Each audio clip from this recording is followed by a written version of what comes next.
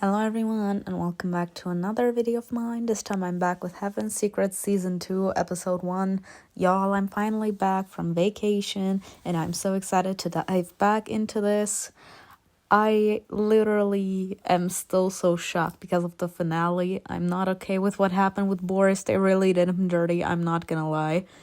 But we left our main house, so I'm intrigued to know where we're gonna go.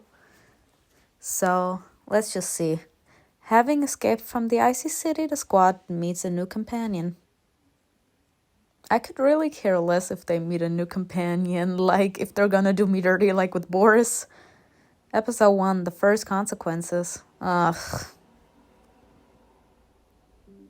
Cry me a river. I was dreaming. It was the restless, anxious kind. In it, I'm rushing forward across an endless snowy wasteland. My snowmobile glides easily over the surface as if weighing nothing. Something is following me. There's no escape. Not us actually going through nightmares after nightmares. Unable to withstand the tension, I turn around. A thick black fog is trailing after me.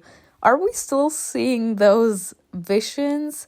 As in, we did remember in general that when you choose mostly like the devil's whisper, that you kind of tap into like devil powers maybe, as in that we're capable to possibly control those abominations. So maybe the more you actually get in contact with like this darkness inside of you, the more nightmares you get, perhaps, because the darkness is like trying to consume you or something. Within it, I see the terrifying outline of a primordial, indescribable evil. It's familiar to me, just like what filled the monastery dungeon. Suddenly someone touches my shoulder. Oh my god. Karma. Simona. Anna? I squeeze the throttle, but the snowmobile stops. Anna's hand lifts and points over my shoulder. I'm starting to feel uneasy. Overcoming the feeling of weakness, I turn my head to the side. That's look. I feel like such a bitch, but I regret nothing. Oh no. Oh yes. I'm living for this. Come on, Simona, open your eyes. My shoulder is shaken harder and I wake up. Yeah, because this is a nightmare. Well, finally. Bitch, what crawled up your ass and died? Leave me be. Anna was herself again, and the boring railway was still nearby. The squad was nearby and wearing white cloaks. For some reason, everyone was whispering. No one spoke at full volume. It was all my imagination. You woke me up just in time. At this point, keep silent. Again, you woke me up just in time. No, she did literally nothing. She literally shook us to the core. Of course, to wake us up, but no. Keep silent. Why did we stop? Yeah, put this on. I need to cover the snowmobile, and you're in the way. See? She's a huge ass bitch. Get her in line, bitches. Get her in line. After waiting for me to get up, Anna pulled a white cover over the steering wheel and then handed me something similar. Okay. This is so gonna clash with my outfit. What's all this for? Check out the sky. Do you see that? The two black dots. Vampires? So sorry. I looked closer. With difficulty, I managed to make out something vaguely resembling birds. Those are abominations. With camouflage, we have a better chance of going unnoticed. Trailers, snowmobiles, and people blended in with the snow. The strategy was solid. Glancing around where we'd stopped, my attention was caught by the darkness of the forest, where the railway tracks disappeared. When we passed through it earlier, it didn't seem ominous, but now it looked creepy for some reason. It's as if Rotkov's darkness was following us. Sometimes I think I can still feel it, and with it, the madness that poisons everything in its path. Greg, another generator is out. Are you kidding me? At this pace, they're all going to run out. Anna lifted the cover on her snowmobile and looked at the charge indicator. Mine won't last long. We can't make it without energy. Greg crossed his arms. Our mannerism passed on along with the ranks. We've driven 3,000 miles, and that's only halfway. Well, you should have taken better precautions, I guess. He reached into his pocket and took out a watch with several dials. It took 36 hours, including all the stops, to recharge. We only have 6 generators for 8 snowmobiles. There's no sun and therefore no energy. Should we start dumping things? Some of us can sit in the trailers and just use the ones that are still working. Maybe we can stop by a city on the way, exchange our things for energy. We'll get there faster. Kira, we talked about this a few years ago. We can't trust these people with meat. You know what they can be like. It takes one to know one. I know for damn fact that no one can trust your sorry ass. We'll stop them from simply stealing everything by force, leaving us with nothing. Shall we rely on their decency? The desperate don't have any. We have immortals on the upside. Even a small town can have special weaponry. And for the sake of a rich catch, they will use it. As Nick once said, Rotkov was a calm place.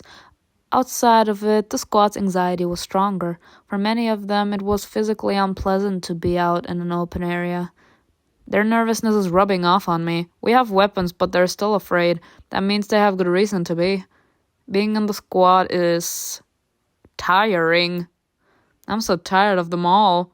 The same faces day after day, causing only irritation. You don't want to be part of the squad. I never wanted to be part of the squad. This story literally forces you to make part of the squad. While Greg was thinking out loud, I sat down on the covered snowmobile and thought about the last few hours of our journey. After leaving Rotkov, we headed west. The squad wanted to get to Adam Base in the shortest amount of time. We have wounded people who require immediate attention. 2 of them have regained consciousness, but one is still feverish. I glanced at the trailer sled where the general lay. Each snowmobile had a sled attached to it that carried a generator and our stuff. Each snowmobile also had 2 riders. We switched during recharges and slept sitting up. I had to fasten myself to the driver so I wouldn't fall off in my sleep. We avoided all the populated areas along our route. The squad didn't want to be seen by the abominations, the infected, or other humans. Lester said that for us, they're all equal enemies. In the fight for resources, humans can be more dangerous than any creature. As we traveled, there was less and less snow. Soon we'd need to look for another way to travel. I looked at the sky again. During the day, the moon was almost invisible, but the previous night I had noticed a crack on its surface. The squad didn't really discuss what happened, and who among them could say anything about it? All that remains is to get to a city. Perhaps we'll get an answer there. 2 pale silhouettes flew out of the forest. Another one lagged farther behind. Cannon and Nia landed nearby. Thank you, my man. The squad instantly encircled them. Everyone wanted their news. Has something happened? There's a small settlement about 100 miles from here. They shouldn't notice us. Everyone exhaled. What about Pylon? Was he walking? I had to cover his wings when the abominations appeared, and it's not very comfortable to fly while wrapped in a bag. CAIN walked over tiredly and sat down next to me. And I'm happy again. CAIN knows you won't mind his company. Never. Why would I want you away? You're literally the main reason I'm still playing this story. It's hard to pick you out among these white coats. Sorry. This was the first time we spoke since what happened at the monastery. Somehow you found me. I just saw someone sitting separate from the others. He knows what it feels like to be different, you know. I chuckled quietly at his curious observation. The road was exhausting us. Even the immortals were drained from their endless flights. And CAIN and Pylon had hardly descended since leaving Rotkov. They flew over all the areas surrounding the railway that we've been traveling along. We had to move without attracting attention. When the immortals reported that someone else was on the road, we went into the forest to avoid the strangers. If we're low on power, maybe we should just take a shortcut through the forest. After putting his watch back in his jacket pocket, Greg took out a crumpled map. He laid it on the trailer, as he had done 100 times before, and checked our route. No one other than Greg stepped up to take responsibility for the squad. This speaks to his strengths, is laudable, is not my concern, speaks of his insatiable ambitions. Honestly, it would speak for his strength. It doesn't necessarily mean that I'm fine with it. Like, I could literally care less. His decisions won't be to everyone's liking, and he understands that. I thought it was more important to him to be in good standing with the squad, but apparently that's not the case. He's much more complex than he might seem. I took us along the railroad for a reason. Because of the tracks, we know exactly where we are and how far we've got left to go. The infected and the abominations are mostly concentrated near the city. Here the chances of running into them are much lower. Plus, the stations are located along the railroad. If we're lucky and they turn out to be empty, we can rest and send a signal to Adam through a control room. We need to contact the base somehow. We aren't going to get there without cars. The snow's barely enough to move around on, and it'll only get worse. Oh, wow. All right. Why are you all still waiting here? The abominations are gone. Having just reached us, Pylon pointed toward the cloudy sky. Everyone to your places. Let's not linger here.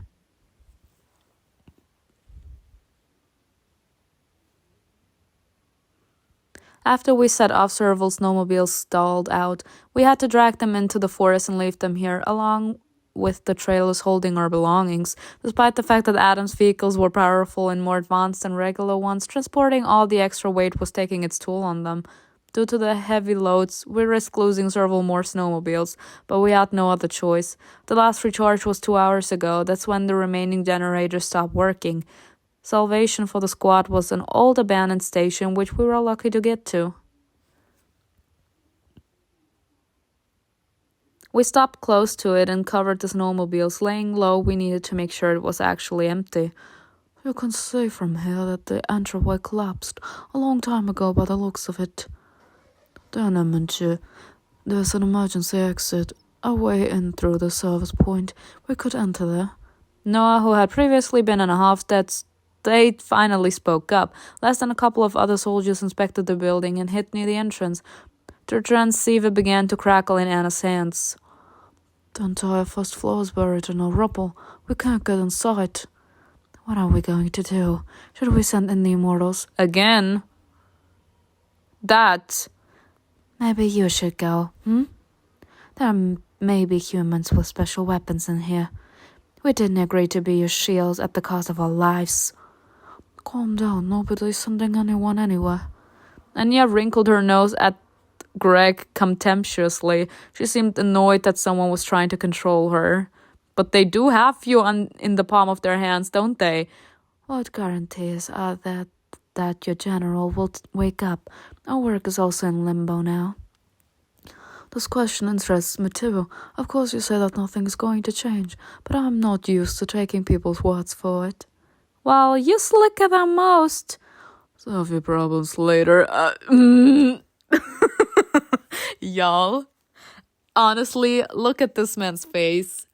Me every single time I see Greg, Anna, Kira, and the general. Every single time. CAIN sighed impatiently and walked forward. Amen, brother. Since no one wants to do it, I'll go inside. Why is he always the one that needs to go inside? Like, does he have a death wish? I'll go through the roof and can take one of you with me. Anyone wants to avoid getting their hands dirty on a rusty ladder? Me. This bickering is killing me. Maybe flying with CAIN isn't the worst option. If anything happens, we'll just fly away. I'll go. Me, thank you. Whatever you say. Me. CAIN bent over and lifted me into his arms with barely any effort. Greg was about to stop us. You stay where you are, bitch. But CAIN was already taken off. Bye. Wrapping my arms around CAIN's neck, I looked down before we were too far away. Greg looked eyes with me. There was determination in his gaze mixed with barely noticeable bitterness. Be bitter in your corner, bitch. Bye. For some reason, Greg isn't happy that you volunteered. Bitch. Now you want to worry about me? You didn't give a damn when you were willing to actually sacrifice my mental health in order to get answers out of me back then, were you? Are you scared after the last flight? I'm more scared that they will force you to become the worst version of yourself and you will actually be fine with it. Yes, I wouldn't want to regret my decision. Had you agreed to it in a second time, as life taught you nothing. It taught me that I'm attracted to you. Dropping my faint anxiety, I shot him a cold look. Funny look. I was joking. Right. CAIN squeezed me tighter and flapping his wings flew higher. We headed toward the upper floors on the station. Believe me, I value life even more than my own. Are you sure about that? I mean, I do believe that he truly cares about us, but I have the feeling that in general he cares more about people that he respects and don't really give a damn about his own life because people have literally devalued him his entire life. So he really don't believe that he actually is worthy of anything else but to do someone's dirty work, as in he literally abandoned to like all the negativity that life and people in it will give to him.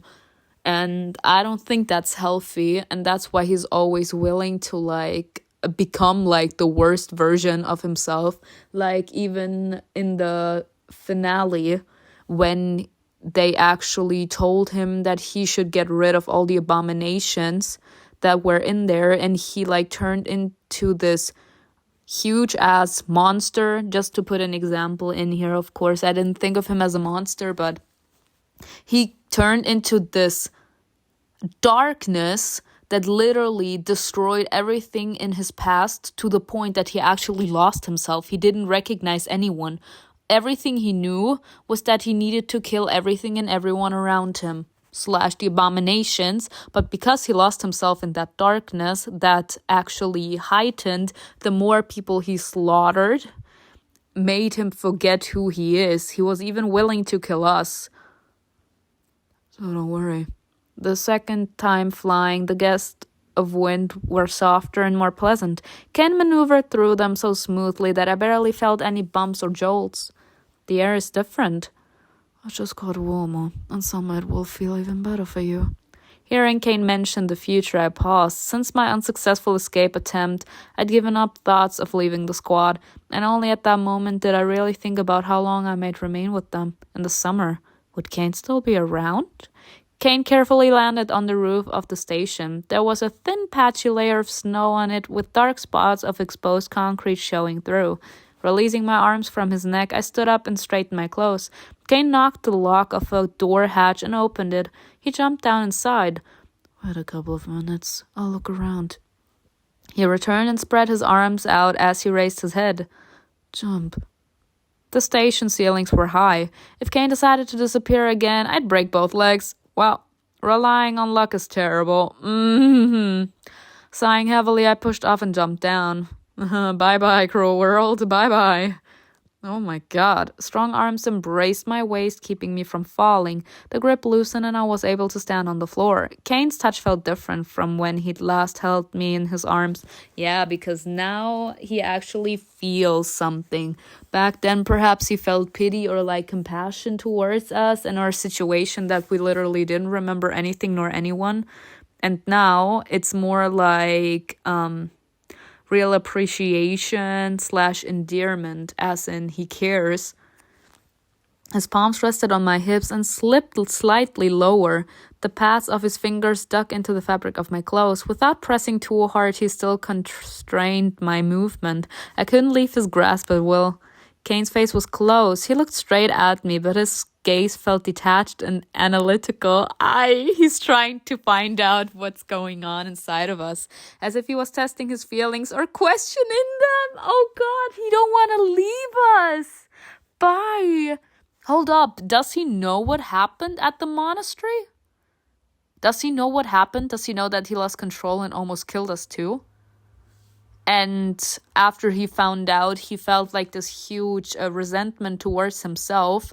And he didn't really know why. So right now he's like trying to test it out. If it's because of us. And perhaps because he truly cares.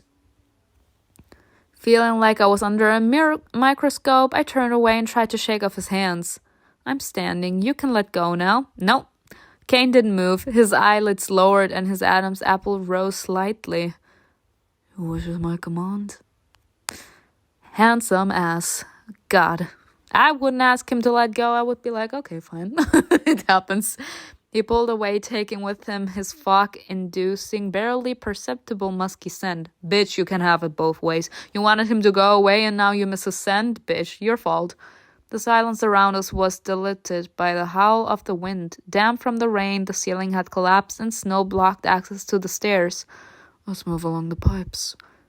CAIN stepped onto the rusty surface. It creaked in warning. The sound traveled through the tumbling and faded somewhere in the darkness. Give me a hand. Extended my palm and joined him on the dented iron.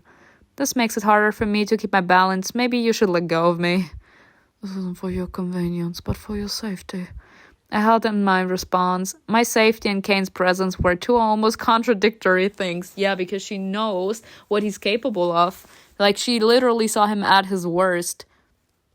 The pipes resembled large air ducts, and they sagged precariously under every step we took. We could hear the monotonous sound of water dripping from the corners. Sometimes I felt incomprehensibly shy in front of CAIN, and what happened the day before only reinforced it. When we were trying to escape from under the monastery, you transformed. You were different. Oh, are we going to tell him that now? Oh, doesn't he know, perhaps? CAIN walked slightly on, not reacting to my words. Oh, God. State of denial, ladies and gentlemen. Like he's actually trying to move over it, as in not reacting to it, no nothing. Because him actually reacting to it means that he will actually have to confront what happened that day. And one, maybe he's actually not even happy himself about who he turns into once he allows the darkness to take over. And second, that would actually mean that he has to accept the fact that what he hates more than him not recognizing himself when he turns into like this evil bitch is knowing that he was capable to actually put us in harm's way. Taking a deep breath, I continued. I've never seen an immortal transform like that. Is that how you usually look like? No, we usually look normal. Well, with rare exceptions. I thought you'd switch off, like you weren't controlling yourself anymore. He stopped and turned to me, all while holding my hand. There was slight distrust in his gaze. Where did you get that from? He almost killed me back there. For a split second, he seemed shocked. Oh, he didn't. And then his usual emotionless mask returned. He didn't know that. Okay, that's even more fucked up.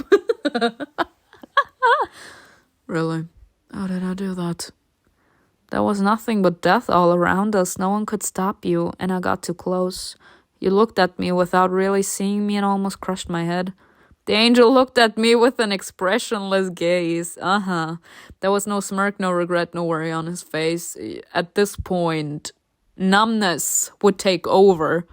Because if I know that I almost killed someone that I truly care about, would actually take me off the deep end, if you ask me. It was completely impossible to guess what he was thinking. He'd walled off all his emotions. CAIN turned and gently pulled me along as we continued onward. He asked in a dry tone, "So you wanted to help me, huh?" In his head, is she stupid or is she stupid? This is actually so sad. Like, he knows that he turns into this dark version of himself the second that he allows himself to give himself over to like the bloodthirst. And it seems to me, like, just seeing this, we remember back then when he had like this fight with Pylon. He doesn't want us to know about this darkness of him. And now he knows that we actually know that this side of him exists and he doesn't like it. So now he's actually trying to figure out how we feel about the entire situation, because now it's too late. He can't take it back. He knows that we know. I thought you were about to lose yourself. Your attempt didn't go unnoticed. Oh, really? Well, the close brush was something powerful when we disrupted the ritual. It's still here, barely noticeable. Drop by drop, it's becoming stronger. It worries me, but now we have much more reason to worry. His red eyes. And why would that be? CAIN paused and looked at me over his shoulder. You're not paying attention to what's happening at all. As if to punctuate his words, the pipe under us collapsed. I plumped down, but Cain's grip on my hand tightened. He pulled me up toward him. We've arrived. We need to let the others know. Barely able to digest what just happened, I trudged after Cain toward the light. He didn't warn me at all. He waited until I fell. He's a master at changing the topic. This was the first time you have touched each other in a long time. A few minutes later, almost the entire squad was gathered in the room that once belonged to the station staff. What a mess. This place was clearly abandoned in a hurry. It's surprising that almost nothing's been touched. Apparently the looters haven't found this place yet. What do you say that? Look in the mirror. We're here. Greg put his arm around Noah's shoulder and nodded encouragingly. We haven't explored the lower floors yet. I feel so disgusted with rummaging through boxes. Maybe you should head down there. Oh my god. Nick is such a cutie. He's handsome. So sorry. Let's not split up. We've already had enough unpleasant experiences. Oh, you're not unpleasant experience. I assure you that. Noah muttered something under his breath and went to explore the metal cabinets. I'll look for the radio room. Amen, brother. Like his face is a mood. He disappeared into the passage leading to the staircase. Not knowing what to do, I began searching the shelves and desk along with the others. Oh, ho, ho, look at this. Oh, what? Noodles. Oh, I could pick out the smell from my youth out of 1,000. No, was there anything useful in the lockers? Maybe a first aid kit? Nothing but junk, except for some clean clothes. Maybe we can use them as bandages. We've got plenty, but let me see what's there. Let's see. Without asking, Anna straightened out a couple of things and held them up to me, sizing them. Ooh. Ooh. Ooh.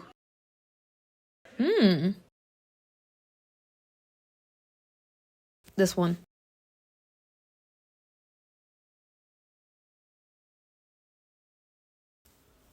This will do. We can throw away your dirty clothes and keep these. Going back over to the pile, I hastily changed clothes and sorted out my hair.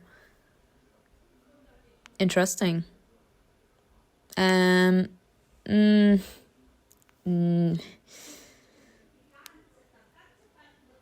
Dawn is like the only thing that is acceptable to me, y'all, even though it really clashes with our skin. Returning to the others, I found everyone gathered around Anna, who was holding a tattered notebook in her hands. What is that? Someone from the station staff kept notes. It's hard to make out the handwriting, but it seems he was monitoring the infected process. What's a feast for you? So, what does it say? Kira nervously wrung her fingers. I exchanged glances with Anna and Greg. We hadn't told anyone about the general's true condition. Why? What's wrong with the general? Tucking her hair behind her ears, Anna adjusted her glasses and she read all the notes to us. The author found the station together with his brother when it was already empty. Then they were attacked by several infected. They were alive but wounded. Somehow they managed to deal with the infected, but at night an abomination found them. The brother managed to cut the creature with a knife, but the first signs of infection appeared. They decided to lock themselves in different rooms, separated from each other by glass. Each of them had a gun in case they started to lose their humanity. Wow. The window between the rooms was here. However, now all that remains in a hole in the wall. A couple of minutes after isolating themselves, the author's brother completely lost control of himself.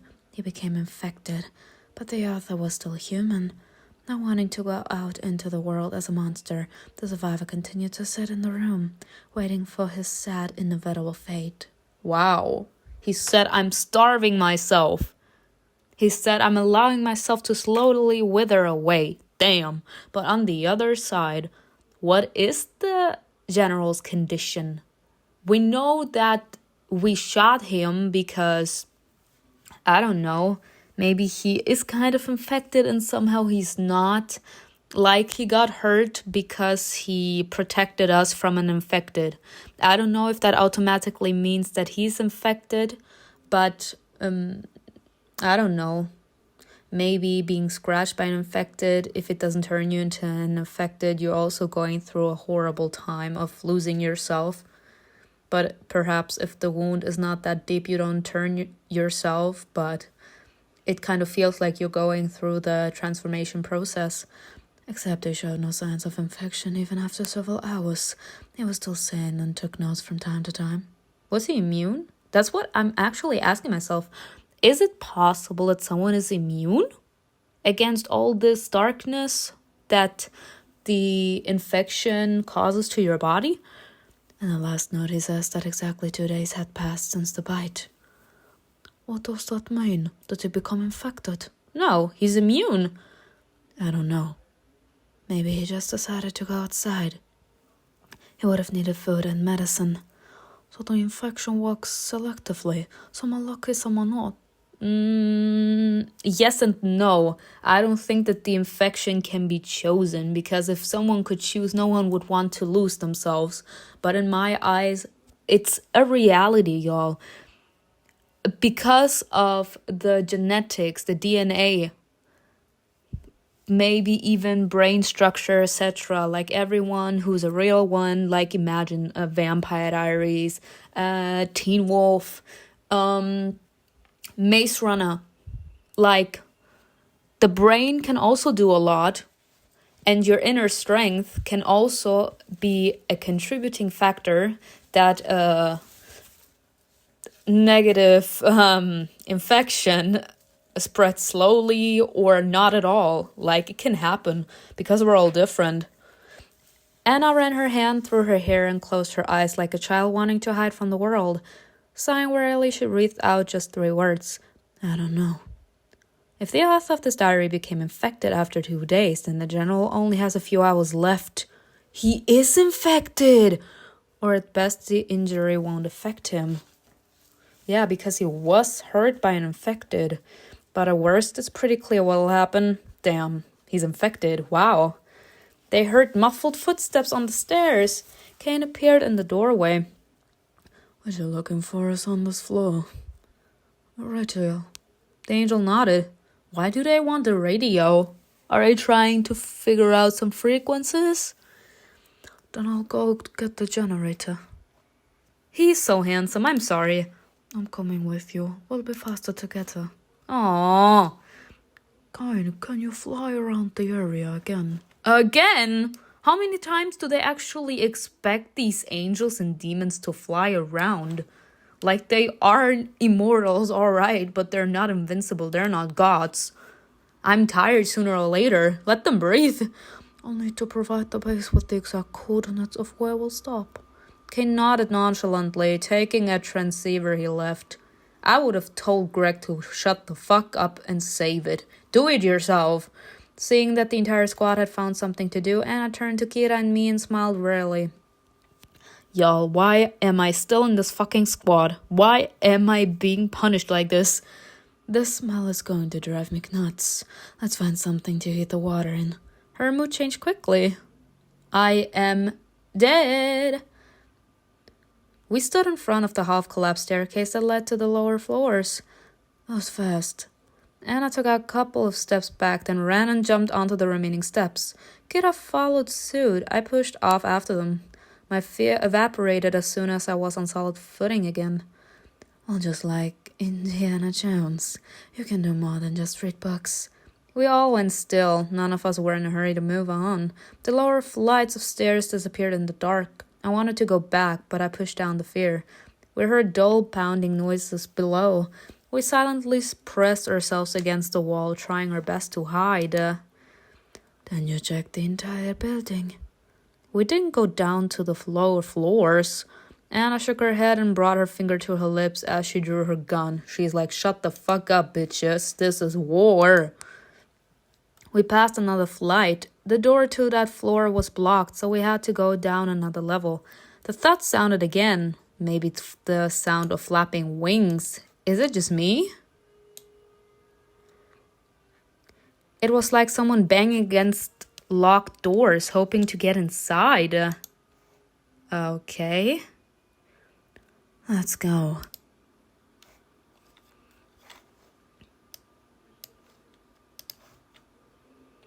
Through the walls, we could hear the wind howling outside. Barely making a sound, we slowly approached the door leading to the first floor.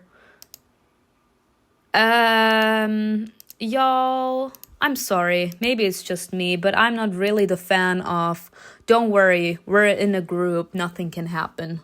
You're an easier target if you are in 5s or in 4s. Where the sound was coming from. Anna aimed her gun at the passage and I stood behind her. All that was left was for Kira to kick the door in and jump behind the wall. No. The door swung open. Ooh! We were greeted by half-empty store shelves. Emboldened, Kira went inside and looked around. God, it's just the wind knocking around the broken light. It's clear, come on in. We exhaled. Kira, an abomination. And I rushed into an unexpected cloud of dust. What? Are you okay? It looks like the ceiling has caved in. I've got something in my eyes. There was some bugs or something in the dust. Kira swore and punched a shelf with the side of her fist. Several cans fell and rolled across the floor, stopping at my feet. I'm sorry, in my eyes, the infected are literally like zombies. They hear you. They don't really see you well, but they feel you. As in, they can smell you and they hear you. If you make too much of a noise, you did. Kira swore and punched a shelf with the side of her fist. Several cans fell and rolled across the floor, stopping at my feet. I picked up a can and looked around. Colorful food packages were stacked on the shelves. Well, what about the expiration date? A card caught Anna's eye. She brightened and rushed toward it. Girls, the expiration date. It looks like no one has been here for a very, very, very long time. Standing on the card frame with one foot, she rolled over to us. Look, just like the old days. Let's take a stroll down the aisles. Go with Anna and Kira, only if it's fast. I want to dump both of their asses. God damn it, like I hate the author of the story, y'all. I really do. And for the people that actually believe that I didn't read the messages, I feel the need that I need to point this in here. First off, go with Anna and Kira, because if I am around one bitch, I can just go with both bitches at this point. If I can't get rid of both of them, I might as well just spend time with both of them and try to find ways to get rid of them. Now, I read many of you like writing in the comment section. I did not forget, y'all. I really didn't. My problem was I had a tight schedule. I was done cutting the footage of the finale, and my computer had some sort of meltdown. That's why I had to cut the finale, just like I had to cut the finale of Heaven's Secret too. And then my schedule was that I had to get ready because I was gone for 2 weeks. Like, I was on vacation. And I kept y'all notified so that no one thinks that I'm forgetting anything. And by the time I got back, it was too late, because I got back, I had a day to actually calm down after all the stress at the airport, etc. Because this was my first time going to a vacation alone. And then I had to go back to work. So my schedule was insanely tight. So I'm using like the opportunity that I have before my school starts again to do all the recording. Can we just walk around and collect what we need? The card doesn't interfere with that. If there's an infected, we'll throw the card at it. But the infected can fly, bitch. Kira and I walked on either side of Anna, moving deeper into the supermarket. The wheels scratched against the tiles, causing an unpleasant screeching sound. Dad! Shall we grab anything from here? I saw a couple of packets of cereal. First, we need to figure out how we can boil some water. Y'all, if we actually would allow these two bitches to worry about our safety, we would all be dead. There is a reason that there's an expiration date on the food packaging. Why don't you first off check if the food in the cans is still good? We went around several rows of shelves but didn't find anything useful. Desperate, Anna decided to climb onto a rack and examine the entire room from above. Can you help? I'm afraid it's going to fall over. Kira and I propped up the shelving so it wouldn't tilt. Well, what's up there? Anything? Over in the far corner there's a red car, I think, and next to it are some boxes. Looks like someone was loading it up but then just left everything. Maybe we should check it. Anna turned out to be right. The boxes contained unopened rolls of plastic wrap, foil, and other kitchen necessities. You guys did a great job. Thank you. Not far from the damaged car, Kira found a torn bag of coals. There were only a couple of pieces left inside, but that would be enough for us. Having gotten what we needed, we headed back. Soon almost everyone except the Immortals was gathered in the staff room. I hate this. Why is always my man not here? Like, we almost get no screen time with him. None. Especially in these last few episodes. Give me time with my man. Now they finally removed the general's ass from my screen, and now they're shoving Kira, Anna, and Greg in my face. They are also on my hate list. I would even prefer to be with Ania, even though I called her a bitch. I'd prefer to be with her than with any of these bitches. The squad sat wherever they could find a place. On tables, chairs, the floor, the room was illuminated by a single lamp.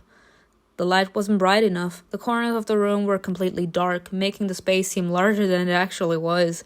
The dim light loomed in the passage. Less than Noah had finally returned. Everything's ready.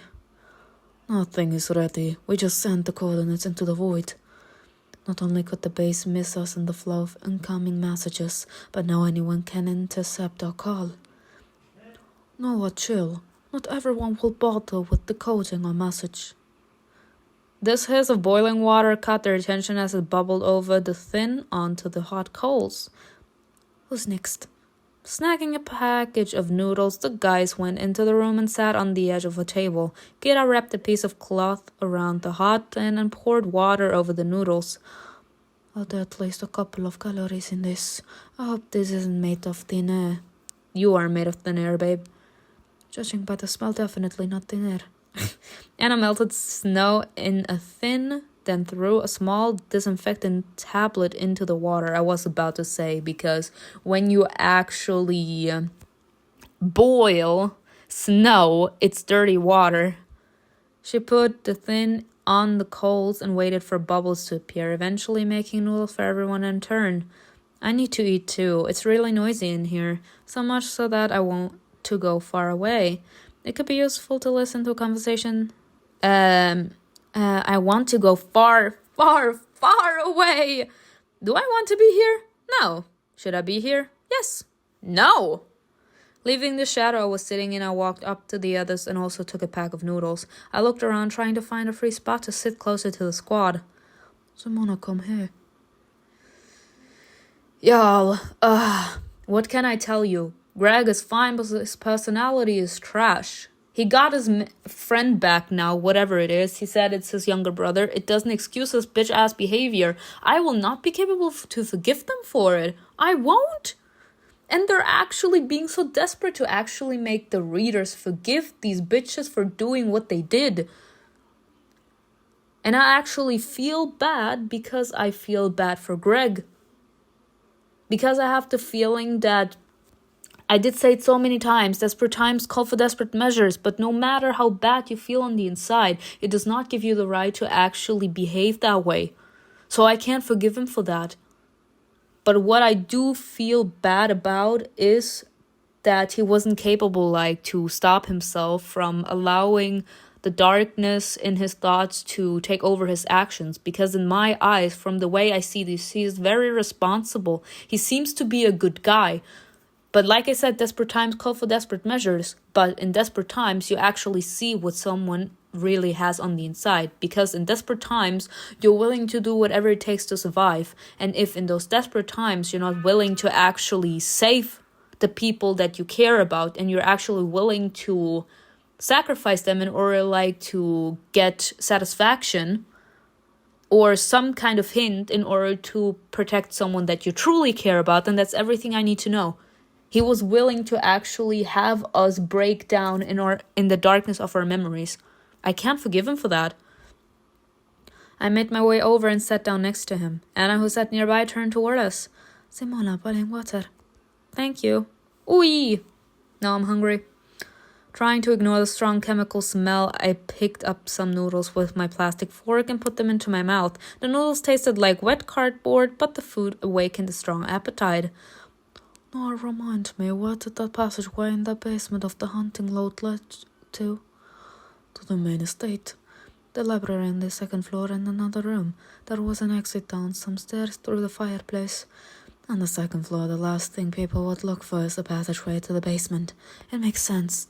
Greg didn't seem to want to ask about Nick. The conditions the monks kept him in could hardly be called humane, and no one wanted to remember that. Nick didn't really talk about what happened to him while he was a prisoner. We only knew that one day of his disappearance, he witnessed a mysterious ritual. After his rescue, Nick flinched at the sound of sharp noises. He'd wring his hands and look around nervously. He seemed broken. There was always something truly terrifying in the eyes of a person whose consciousness was crumbling. Depression! Greg could no longer look at him straight in the eyes. Doesn't anyone want to talk about the crack in the moon? Or am I the only one bothered by it? Lester. Let's not speculate until we get to the base. Pointing your fingers at the sky doesn't help anything. By the way, about the base, when we were at Siberia, there were a lot of ampoules lying around the office we found. Some had the inscription Adam on them.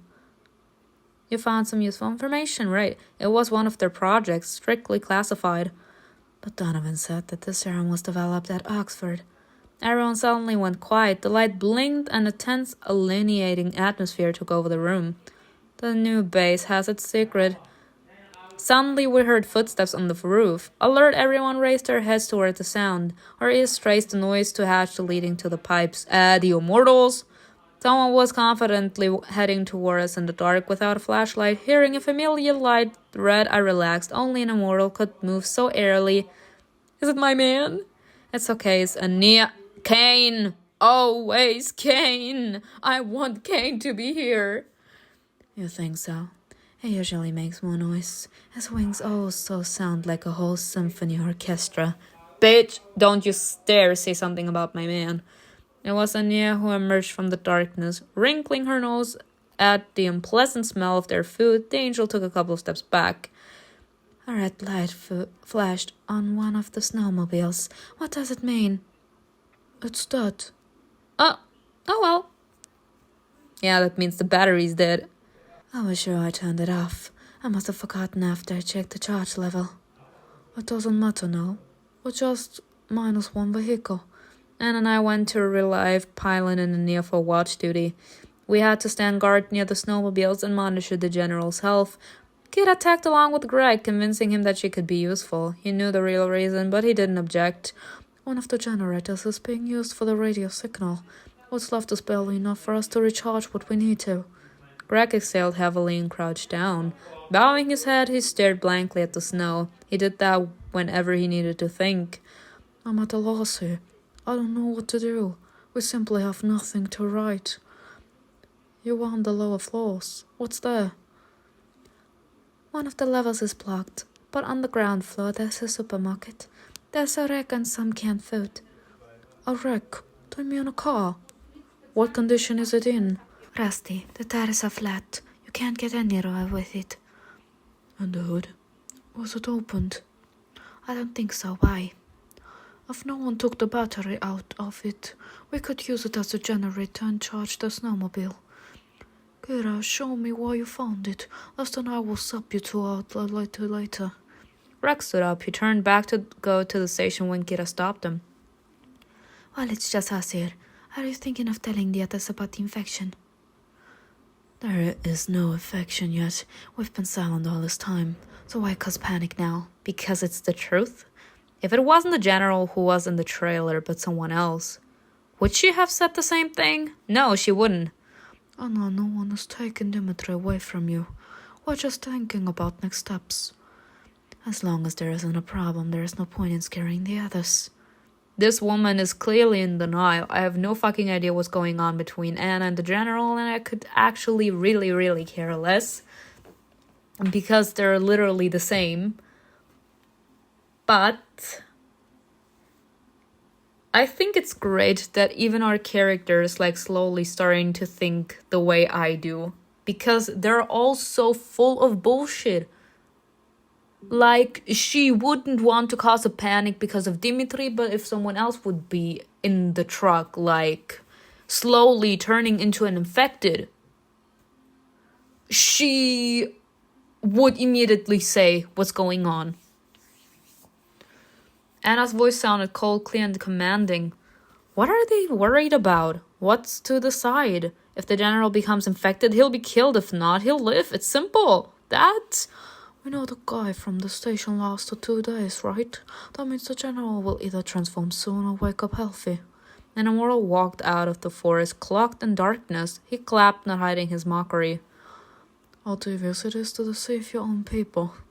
Pylon, at this point, if I ignore the love I have for my man CAIN and everything in my eyes, Pylon is the most iconic one.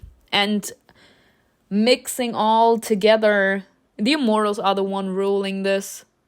Like, the icons are the Immortals here. That the general didn't just fall ill from a wound. This makes everything much more interesting. I definitely saw Anna's hand twitch. She was about to shoot the demon without hesitation, but quickly got herself under control. Yeah. It seemed that no one noticed it except me. She's on edge. Is she ready to kill anyone who poses a threat to her brother? That though, I think she needs to keep her emotions in check. She does. I'm glad she got a grip. She really is not. This is not even like something that I can call her. Like, in general, I would love to say she's a firecracker, but a firecracker is something positive. And Anna is not positive in my book. She's a bitch, and I'm not saying it in like an iconic way.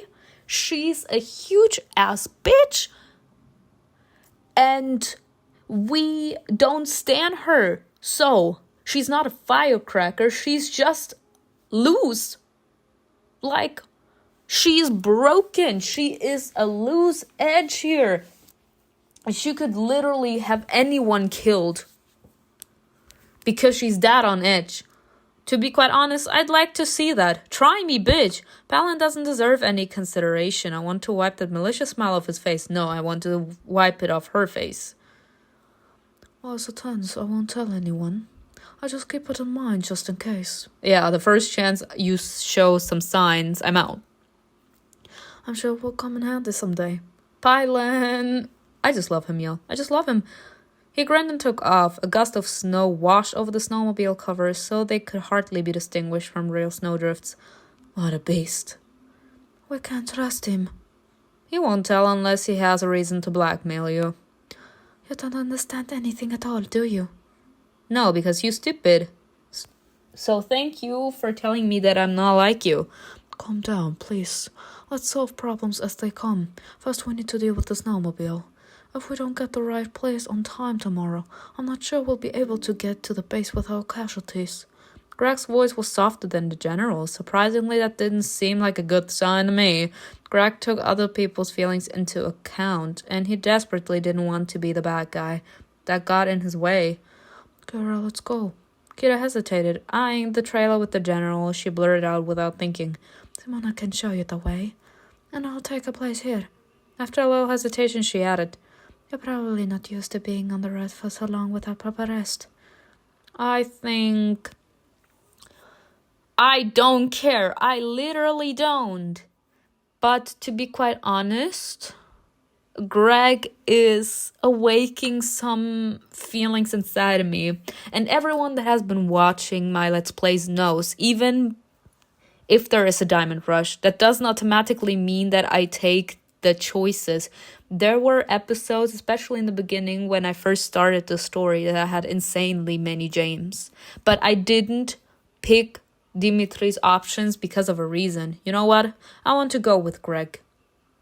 He intrigues me in this episode. I don't mind. Great. At this point, either staying with the bitch or going with another. Back in the station, Greg and I quietly made our way down the stairs. The rest of the squad was asleep in the staff room. It's so dark in here. A hole appeared in front of us. Greg pointed his flashlight into it. The light disappeared in the darkness, never reaching any surface. Can you jump over? Early in the day, I had landed the jump to the other side, but at that moment with Greg next to me, I wanted to say no. I doubt it. I'm so tired I can barely hold myself up. The light came so naturally, so much so that I even believed it myself and felt myself go weak. Okay, then hold on and shine the light for me. Obediently, I took the flashlight and directed it over the hole at the remaining stairs. Then Greg took me in his arms and pressed me close to him, jumped. I gasped in surprise. We landed safely on the other side. He set me on the floor 2 steps higher than himself so that our eyes were on the same level. Shh, you'll wake everyone up. Smiling alluringly, Greg touched my hand as he took the flashlight back. Are there any more collapsed areas on the stairs? No. That makes things easier for us. As darkness fell to, the supermarket began to look ominous. Cracked tiles, rows of half-empty shelves leading into the shadows, and the creaking of the wind outside. You 3 was wandering down here without backup. You should have taken more people with you. The others were busy with more important things. More important, you could have been attacked. Greg looked at me incredulously. He shook his head and pointed the light in front of us. We'd already made it halfway across the giant room. Next time, call me. It doesn't matter whether I'm busy or not. We'll think of something. So much concern. But I already have one, Doubt Knight. Yes. And who's that knight? CAIN. I nodded, then pointed to a pile of debris ahead of us. The car is behind here. Putting the flashlight between his teeth, Greg climbed up after illuminating the hall on the other side, finding nothing dangerous. He turned to me. Give me your hand. Leaning on his elbow, I carefully climbed over the rubble. Greg jumped down next to me. Looking at me, he grinned. What? Greg pursed his lips to hold back a smile and silently shook his head as if saying, forget it. Seriously, you're not going to tell me? Nothing. I just remembered my sister doing the same thing. Emma. I need to tell him what we found, but later, not now. When no one was around, she could lift the sofa with her pinky, but as soon as my father or I were nearby, she turned into a princess and the pea. As it seems your climbing skills have suddenly disappeared too. I don't know what you're talking about. I know nothing. Your daring feats leave no one in doubt about your capabilities. Adrenaline helped me then, but now I'm calm. Really, nice to hear. Apparently that came out like a compliment. Let's just hope the car hasn't been sitting here for years, otherwise the battery will be of no use. Maybe those 2 brothers came here in it. That would be a miracle. Greg opened the hood and poked around. Will you hold it up? I can't find the support. I stood next to Greg and propped up the hood. Yeah, it's all oxidized and rusty. We'll have to tinker. He pulled out some small tools from his pocket and started tinkering with the car. He fumbled around for some time before he was able to unscrew the first bolt. Greg groaned dejectedly as he straightened up. It's like they're screwed on with superglue. I'm already sweating. He pulled down the collar of his sweater, trying to cool down. Failing to achieve the desired result, Greg simply took off his sweater, leaving him in just a t-shirt. Nice. Not her being shook. Yes, he has muscles. Wasn't it obvious? My gaze involuntarily passed over the contours of his body. Greg noticed and I quickly looked away. He knows exactly what effect he has. Have your arms gone numb? You can rest. We'll be here all night at that rate. Do you want to leave so quickly? Yes. I didn't say that. Y'all, even if this would be with CAIN, I still would want to leave this place. Have we seen how dark it is? Imagine the flashlight loses its juice. We're stuck in here in that darkness? Fuck no. This is not a romantic atmosphere. Then there's no point in worrying about time. Yes, the flashlight isn't infinite. Going over to the boxes, Greg chose the cleanest one and flattened it before placing it directly on the engine. Climb up and sit inside. It'll be more comfortable for you. It sounded like an okay idea. I tried to climb up, but it wasn't that easy. Seeing me struggle, Greg grabbed the hood from me. Then he hugged my waist and lifted me up. Lowering me down, he leaned closer. Automatically, I leaned back. He found himself between my legs. Our eyes were on the same level, but I tried my best to avert my gaze. Can you put the flashlight away? It's blinding. Greg and I moved at the same time. I wanted to lower the flashlight and he wanted to step back. Our hands collided. The light fell somewhere down in the engine bay. The light blinked off. Greg's face disappeared in the darkness and I felt his touch more clearly. It was hot, confident, very alive. And then he took his hand away. Did you see where it went? I'll look now. I felt him move closer again. The fabric of his t-shirt rustled next to me. His hand touched my thigh in his search. Sorry. It's okay. Greg's voice dropped to a low huskiness. Yeah, because he feels desire. It fell behind those tubes. I'll move you a little to reach it. Greg grabbed my waist with both hands and lifted me up again, moving me to the side so efficiently, as if I weighed nothing. I'm sorry, I'm imagining the scene. He's like, okay, babe, just one thing, and then you'll be fine. You can sit down again. He got access to the desired spot, bent down and reached down for the flashlight. His other hand remained where it was. It felt strange but pleasant. Found it. He turned it on, handing the flashlight to me. I saw his face and took in his warm, captivating eyes. This was unusually straightforward of him. Without really understanding why, I directed the light straight into Greg's face. Perhaps I needed to do so before anything happened. What are you doing? Pulling back, he covered the light with his hands and smiled. Okay, that's enough. This unexpected intimacy with Greg ended as quickly as it began. Y'all, I didn't know what to do. I didn't know if I wanted them to kiss or not. Greg doesn't often think about others this way, but tonight is an exception. Oh, what an honor. The remaining bolts were unscrewed surprisingly fast. Now he has the right motivation. Greg connected a small device to the battery to check the voltage. It's not as good as we need, but it's better than nothing. Care to elaborate? Will Anna and I have something to drive tomorrow? I think so. Oh, really? But will a car with all the snow actually be better than the snowmobile? I tried to fall asleep. I was sitting against the wall, covered with a threadbare blanket that the squad had found. I was immediately overcome by incredible fatigue, but a series of thoughts kept me awake. I couldn't stop thinking about Rotkov, about the book, about the ritual. If I don't sleep, I'll make things worse for myself. Trying not to think about anything, I threw my head back against the wall. To be quite honest, would you be capable to fall asleep with all these bitches around you? A minute passed and another. Finally convinced I couldn't just drive away my tormenting thoughts, I quietly left the room. Greg and Lester had attached a rope to the hatch. I climbed up to the roof and found myself alone with the starry sky. Where is CAIN? Is he never there when you need him? Throwing the blanket over my shoulders, I brushed the snow off the ventilation pipe and clambered up onto it. Flickering dots spread out above me. In the very center, a cracked moon glowed.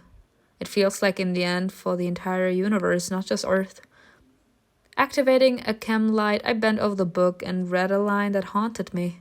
When the dark accepts the light, and the light accepts the dark, what must take place will. My thoughts carried me away, and I didn't notice I was thinking out loud. What do dark and light mean? Maybe it's really simple and it's talking about the essence of being light or dark, God and the devil, day and night. At this point, I would have to say the essence of being light or dark. This might be obvious, but at the same time, it's not clearly stated anywhere. Ooh, CAIN! You're possessed. You're possessed. You can't even sleep without that thing. No. Turning around, I saw huge white wings protruding from behind the air duct. What are you doing here? What do you think? I protect your sweet dreams. If you would be capable to protect those dreams, I would be sleeping, son. He does too much for the squad. Why? However, since he's here, he could help me. CAIN, is there a division in heaven where angels are the light and demons are the darkness? Something like that. If we speak in human terms, there was once a god who created light and angels, and there was another one who created demons and darkness. The first one was called Sefer. The one who wrote the book? Did he want to save humans? Maybe. He is so not convinced with that idea. Do you know how humans came to be? CAIN fell silent. When he spoke again, his voice had changed and become distant. You were created by Sefer Malam, Sefer's brother.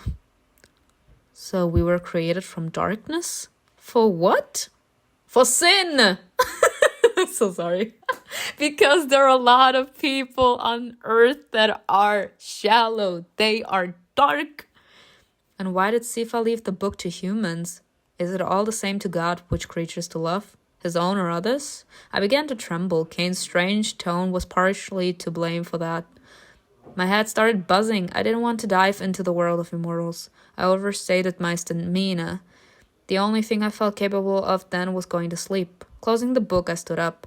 I want to see CAIN, thank you. Where the fuck is this bitch? Walking around the air duct, I glanced behind it and then stood there. The angel sat quietly right on the snow-covered ground. I'm sorry, but in my eyes, CAIN is a cutie. He literally is sitting like, imagine, like you can walk up some stairs and you are like, I don't know, on some terrace.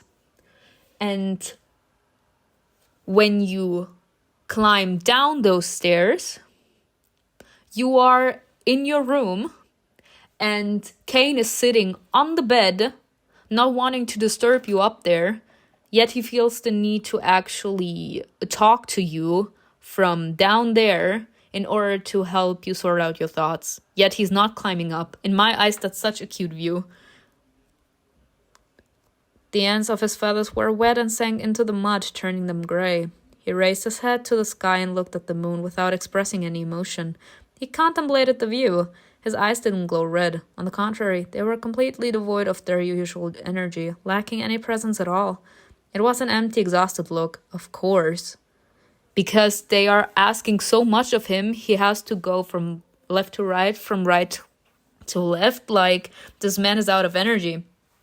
And besides, if you actually come to realize with all the darkness that you have to commit in order to like keep the people you care about safe, knowing that you actually are a danger to the people you care about, it's scary and it's making you lose control. It's making you really frustrated. So this man is literally like contemplating in his mind like what to do because he don't want to be this person. But at this moment, he doesn't think that he has a different choice. It was an empty, exhausted look. If the whole of existence crumbled right at that moment, it seemed like he wouldn't mind. CAIN? He didn't answer right away. Eventually, without taking his eyes off the sky, without blinking, he spoke through barely parted lips. Wood, you look very tired. He sighed and lowered his eyelids. The wind ruffled his hair. See, because he's like, damn it. Like, I let her in that much. She's capable to read me. Like, I'm letting my guard down with her. I can't hide anything from her anymore.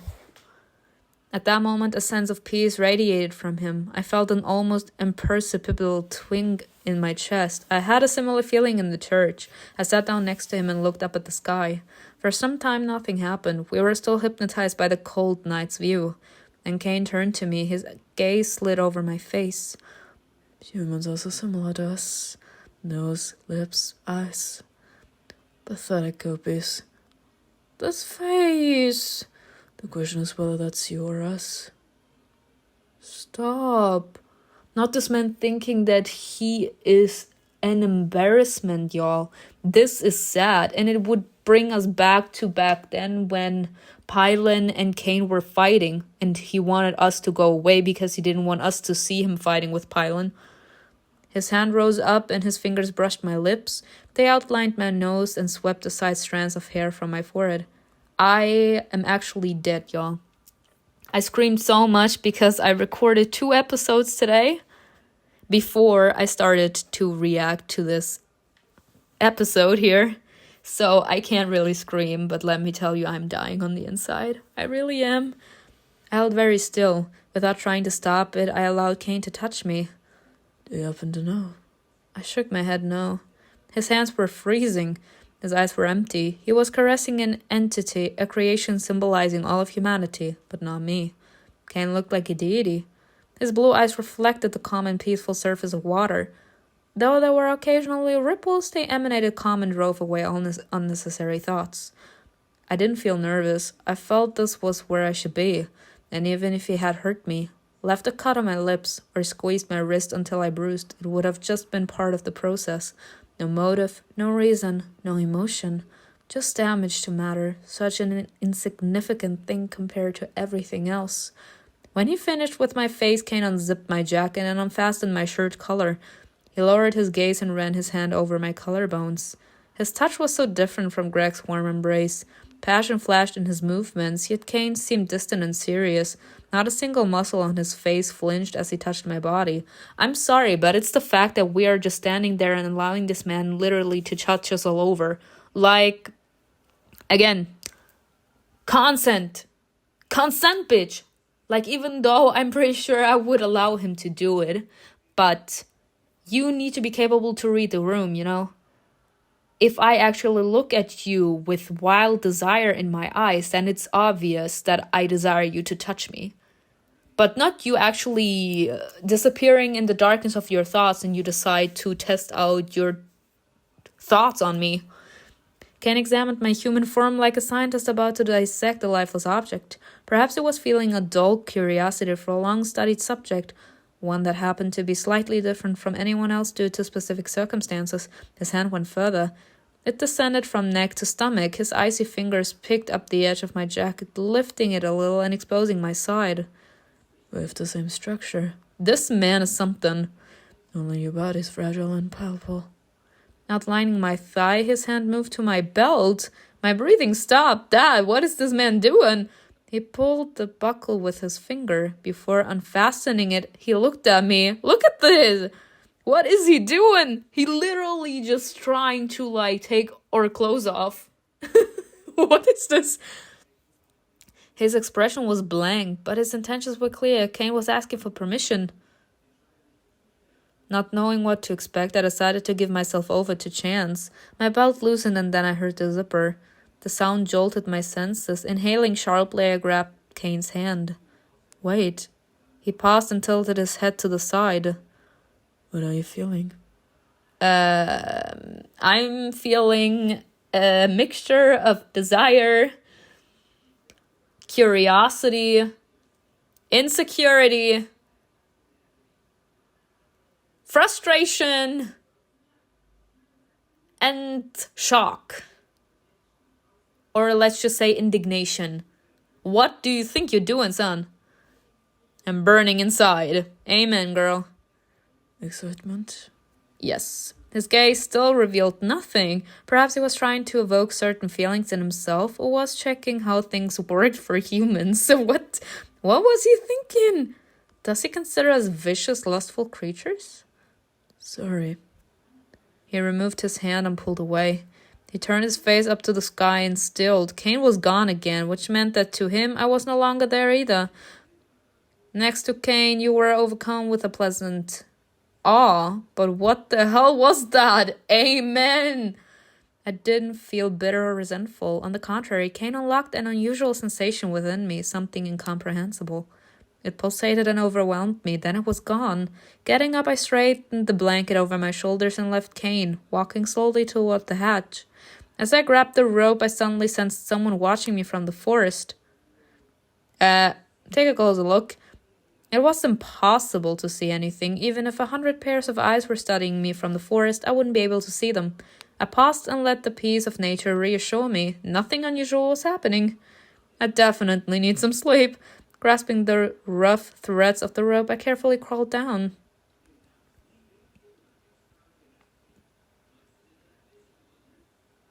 We left the station early in the morning. Half asleep, I had a hard time disconcerting how long we traveled.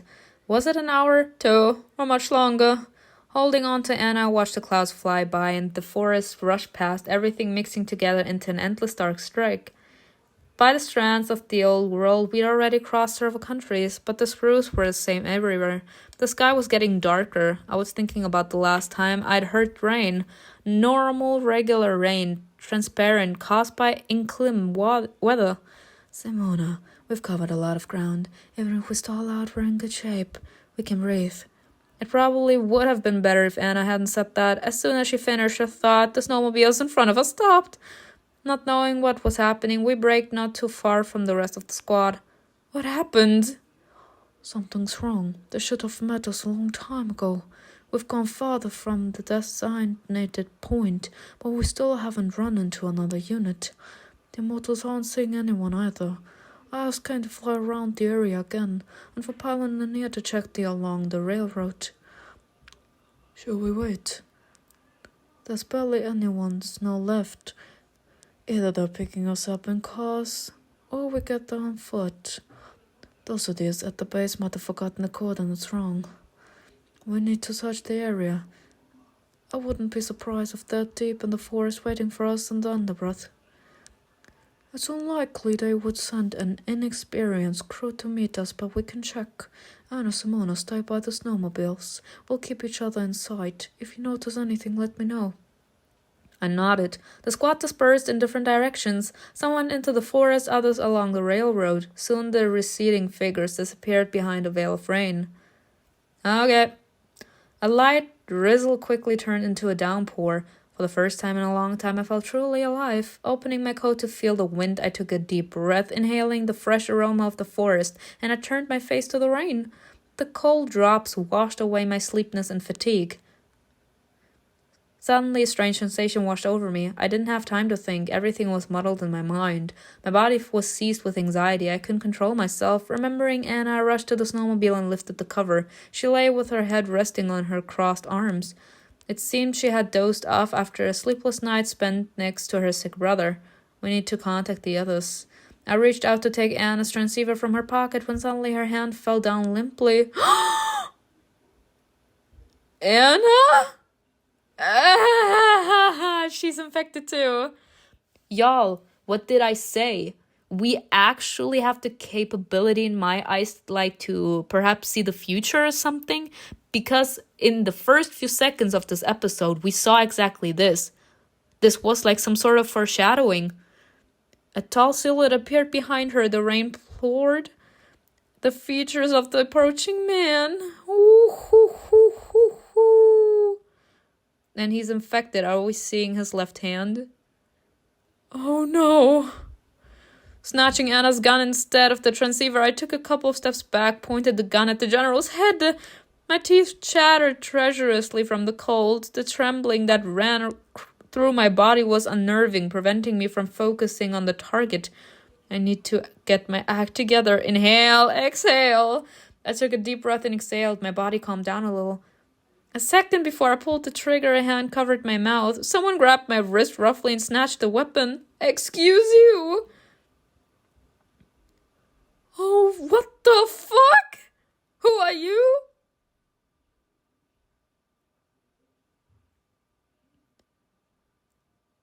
The stranger's hand unclenched, giving me a little freedom. Looking behind me, I saw the masked man from the flyer. He was pointing at something. I raised my head, trying to see it through the rain. What the fuck? An abomination was circling high in the sky above us. When I looked back, there was no one there. Looking around, I saw Lester. Didn't you hear me? I've been calling you. Stop looking at the sky. Let's go. Don't put the gun away. It's raining. He had to yell, otherwise I wouldn't have heard him. His shouting woke up Anna. Now he was opening the trailer door. There's an old warehouse a little farther on. We'll wait out right there. Help me get the general out of there. Putting the gun back in the pocket of the still unresponsive Anna, I went up to Lester. While helping him, I kept glancing into the darkness around me. I was trying to figure out whether everything that was happening was an illusion. Apparently being on the road exhausts me. I need some proper sleep. I think we're capable, to foresee something. At the warehouse, Lester broke off the lock and opened the rusty door. We went inside. The general was lowered onto a chair and tied to it. The sound of rain was joined by another, barely noticeable one. An annoying buzzing that got under my skin. It unnerved me. Lester borrowed a transceiver from Anna and started talking. We found an empty warehouse, 100 feet from the trucks. We can wait out the rain here. We'll be there soon. Does anyone have a flashlight? I can't make out a damn thing in here. Anna took hers out and illuminated the small room. Damn. Oh my god. The doors behind us slammed open. The rest of the squad entered, accompanied by the immortals. Stunned by what they saw, they came closer. But how? We interrupted the ritual. Everything was over. I don't like this. Please, let's get in the car. Where did you leave it? The car. The ones here are both wrecked. Trying to look away from the horrific scene, Greg turned to us. There's another one in the ditch. I rolled away during the attack and wasn't unnoticed. Path of high adaptability. Only then did I see the pylon was carrying a man I didn't recognize. His hair was matted with blood. A scarlet trails ran into his eyes. The cultist did it. Who is he? But he also fine? But why? They were shouting something about the demon. They said that the warden was carrying his will, that he would come to us, and anyone who interferes with him will die in agony. Just like you? The man touched his head and winced. Sticky red blood remained on his fingers. Now he's everywhere. Nothing can save the world. That was the last thing I heard before I hit the steering wheel. Suddenly a sharp bang sounded from behind. The fallen bucket rolled across the floor and stopped. Everyone looked around trying to determine who'd made the noise. Someone was approaching us. Everyone knew his face well. Cracking his stiff neck, he opened his eyes. He's immune! I fucking can't. This bitch is fucking immune. He's immune. He's an immune. Are you kidding me? Him. Literally him. That's interesting. But I'm sorry. Just because he is immune doesn't mean that he's not capable to actually transcend the virus onto someone else. It could be possible that he's immune, but that doesn't mean that he's not himself going through this changing process. But when it actually comes to the point when humans that actually aren't immune would lose control completely over themselves and turn into infected / into these abominations, his infection slowly goes back and he turns back into a human. So the point here is he does get infected. He's going through the process. So during this process, it could be possible that he's infectious, as in that he can spread that infection. But while his infection then goes back, the other person is not that lucky. This is interesting, but I'm so excited that I played this, y'all. I hope you enjoyed this video with me. Tell me in the comments below what you think was best, and I will see you in another video. Bye.